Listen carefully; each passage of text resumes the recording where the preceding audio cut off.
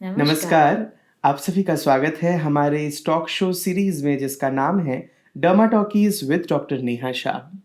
हम अपनी प्रॉब्लम्स किसी भी डॉक्टर के पास लेके जाते हैं जो स्पेशलिस्ट होते हैं अलग अलग चीज़ों के, और हमारे लिए वो डॉक्टर हमारी सहूलियत के लिए हमारे से जुड़ जाए, प्रॉब्लम्स का सल्यूशन लेकर एक चैनल के ज़रिए हमारी हर रोज़ की सरदर्द वाली प्रॉब्लम्स को मिनटों में ऐसे हमसे दूर कर दे। ये बहुत कम होता है। तो being a dermatologist doctor Neha Shah ने जो ये कोशिश शुरू की है, मुझे लगता है कि काबिल तारीफ़ है। और डॉक्टर साहब, आज स्टूडियो में एक विषय पर हम चर्चा करेंगे, the topic which is actually very popular these days, specially among this young generation, जिस द बूस्टर्स, स्किन बूस्टर्स। है क्या ये स्किन बूस्टर्स? जैसे कि नाम कहता है बूस्टर, मतलब ऐसा कोई भी चीज जो कि बूस्ट करता है आपके स्किन के अपीयरेंस को या क्वालिटी को, ओके, उसको बेटर करता है। बेसिकली मोस्टली ये इंजेक्टेबल्स होते हैं। इंजेक्टेबल्स है हाँ। ये इंजेक्टेबल्स होते हैं जो कि हम आपके स्किन के डर्मल लेयर में इंजेक्ट करते हैं, मतलब स्किन की डर्मिस में।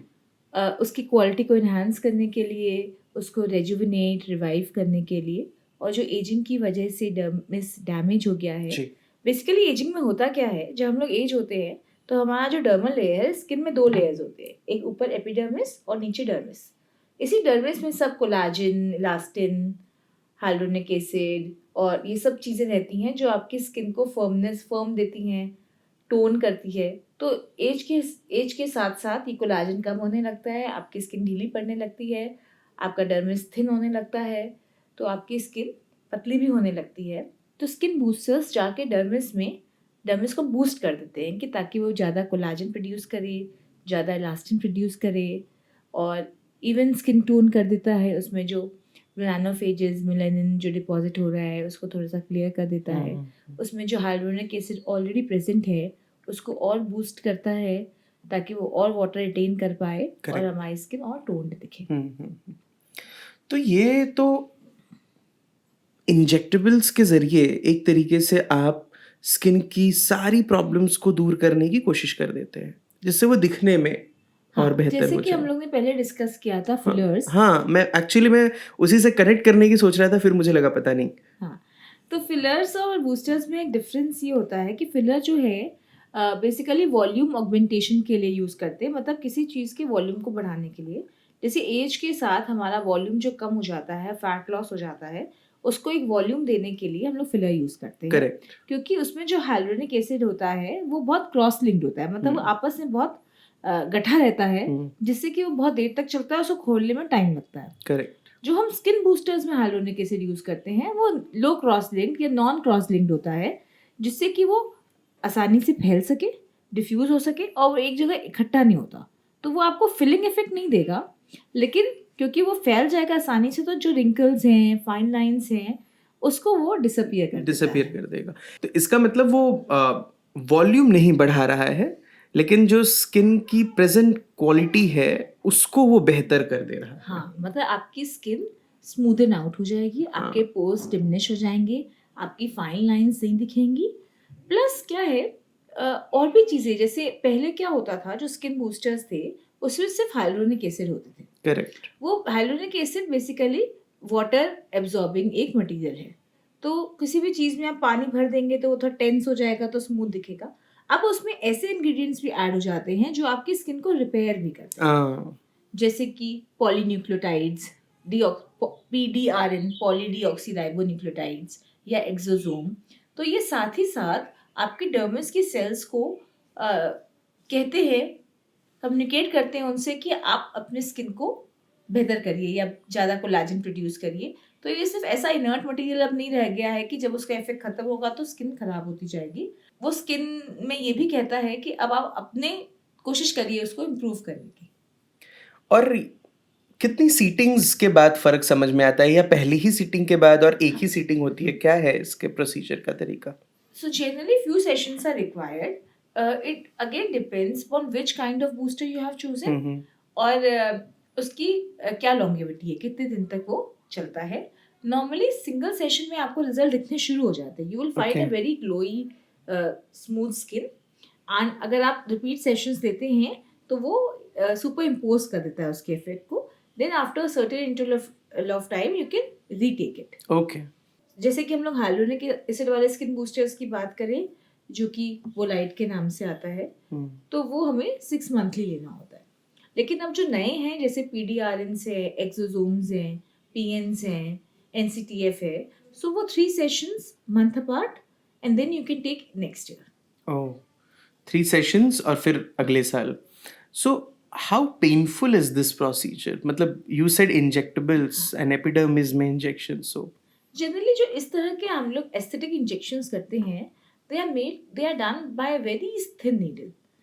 जैसे कि आपने सुना होगा कि शुगर डायबिटिक पेशेंट्स इंसुलिन लगाते इंसुलिन हैं तो लेते हैं, अपने घर correct. पे ही लगा लेते हैं because it is not that painful, और वो इंसुलिन सिरिंज से लगती है। तो ये जो इंजेक्शन है या तो हम लोग इंसुलिन सिरिंज से करते हैं या सिमिलर थिन गेज नीडल से, तो वेरी लेस पेनफुल। प्लस हम लोग एडिशन में नंबिंग क्रीम लगा देते हैं फॉर 30 to 40 मिनट्स ताकि आपका चेहरा सुन हो जाए and then we do the procedure. Okay. Painful थोड़ा इसलिए है क्योंकि दे आर मल्टीपल इंजेक्शंस। तो for boosters we usually do all over your face at a distance of 1 centimetre. तो इतने मल्टीपल इंजेक्शंस लगते हैं, इससे थोड़ा पेनफुल है, but it's worth the effect.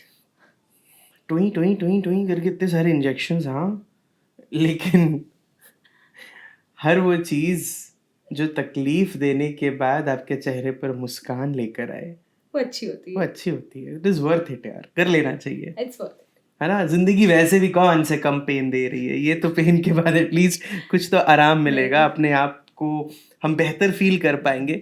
Doctor साहब, आपने एक बात जो बताई कि फाइन लाइन हटा देते हैं, मतलब जो दिखता है रिंकल वाला वो सब हटा दिया जाता है, लेकिन ये क्या इस तरफ इशारा कर रहा है कि ये आप 30+ में जब जाए तब इसको प्रेफरेंस दें करना, या अंडर 30 वाले लोग भी इसको कर सकते हैं? देखिए अंडर 30 वाले लोग कर सकते हैं if their skin demands it, okay. क्योंकि एवरीबॉडी इज डिफरेंट। सबका स्किन टाइप अलग है, सबके प्रोफेशन अलग है, सबका स्किन डैमेज अलग तरह का है।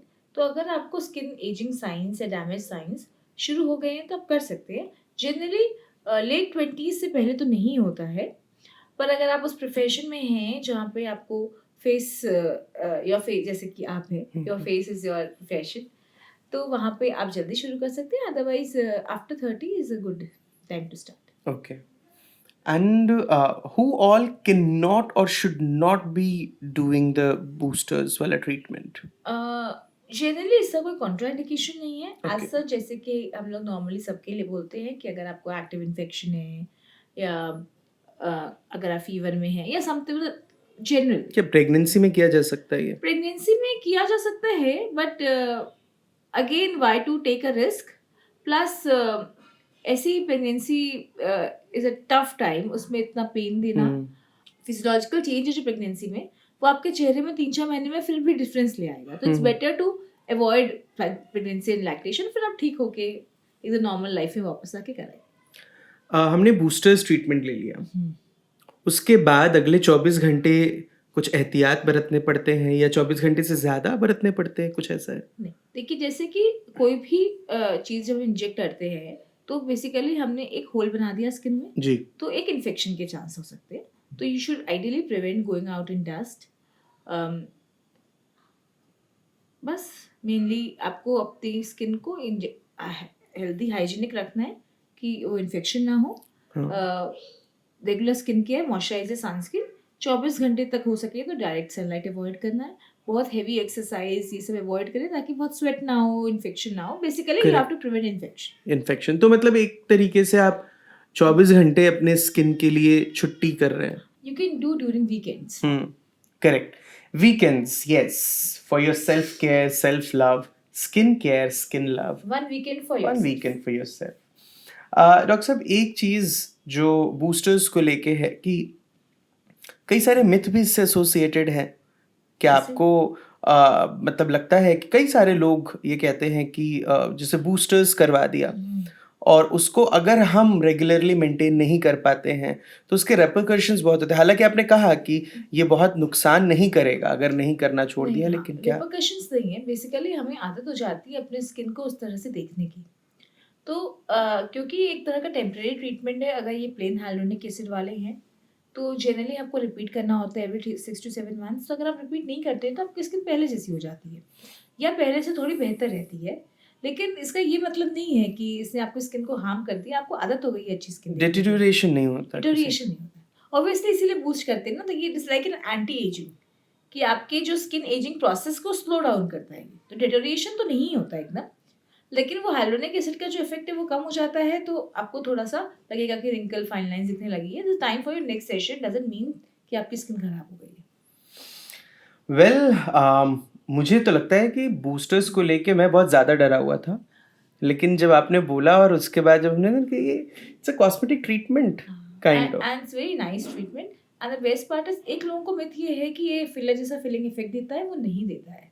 It will never fill you up, और ये एक सीमलेस लुक देता है। जैसे कुछ लोग अर्ली एजेस में they don't want to go for filler, correct, for the reason कि उनको लगता है कि फिलर से फिलिंग इफेक्ट आ जाएगा, जो कि ऐसा नहीं है। फिलर के साथ भी it depends upon the quantity you use. आप ओवर फिल करोगे तो फिल्ड दिखेगा, अदरवाइज नहीं दिखेगा। लेकिन बूस्टर के साथ ये प्रॉब्लम भी नहीं। Plus boosters are very good treatment for under eye area. They are very effective, क्योंकि हमारा जो आँख का पास का एरिया है वो सबसे पहले एज होता है। प्लस मोबाइल स्क्रीन्स ने ये और एग्जैजरेट कर दिया है। सो almost everyone coming to us is suffering from some under eye issues. तो boosters उस एरिया को बहुत अच्छा बूस्ट करते हैं। And with one patient I've got such wonderful results. In the last, she's been coming to me from last 2-3 years. For the past 1 year, we have been doing skin boosters for her continuously for under eye area. She had so much wrinkles on her under eye area. With them, it is almost seamless. Great. At least ये जब चीज़ें हो जाती है ना, फिर लगता है कि अपने आप पर और इन ट्रीटमेंट्स पर और भरोसा होना शुरू हो जाता है। डॉक्टर साहब, ऐसी कोई बात जो मैंने आपसे पूछी ना हो और बूस्टर्स को लेके आपको लगता है कि आपको अपने चाहने जानने समझने वालों तक ज़रूर पहुंचानी चाहिए? आपने बस ये नहीं पूछा कि मैं कब आ जाऊं कराने। हाँ, मैं सोच रहा था, लेकिन फिर मुझे लगा कि मैं आपसे ये पूछूंगा कि क्या मुझे ज़रूरत है। नहीं। तो कोई ऐसी और बात जो आप कहना चाहते हैं? नहीं तो आप प्लीज़ इनसे कहिए कि आपसे इसी तरह से जुड़े रहें, आपको सुनते रहें, आपको फॉलो करें और शेयर करें। हमसे इसी तरह से जुड़े रहे, हमें बताएं कि हम और किन टॉपिक्स को लेके आपके पास आएँ। हमें लाइक करें, सब्सक्राइब करें, शेयर करें, ताकि हमारा मोटिवेशन बढ़ता रहे और हम और टॉपिक्स आपके साथ शेयर करें। और सबसे ज़रूरी बात, स्किन ट्रीटमेंट को लेकर, हेयर ट्रीटमेंट को लेकर जितने ज़्यादा एक्सेप्टेंस है बाहर, उससे ज़्यादा भ्रम है। हम उस भटकाव से आपको बाहर निकालने की कोशिश कर रहे हैं। डॉक्टर साहब अपने बहुत बिजी शेड्यूल से टाइम निकाल कर आपसे जुड़ने की ये कोशिश, ये कवायद कर रही हैं। तो ये पूरा होना चाहिए। भ्रम मत पालो, पालना है तो अच्छी चीज़ें पालो, शौक पालो, भ्रम मत पालो। तो इसी के साथ हम फिर आपसे मिलेंगे बहुत बहुत जल्दी, एक ऐसे ही बेहतरीन टॉपिक से आपको जोड़ेंगे और आपके अंदर की सारी कन्फ्यूजन को दूर कर देंगे। आप हमारे साथ ऐसे ही जुड़े रहिए। नमस्कार।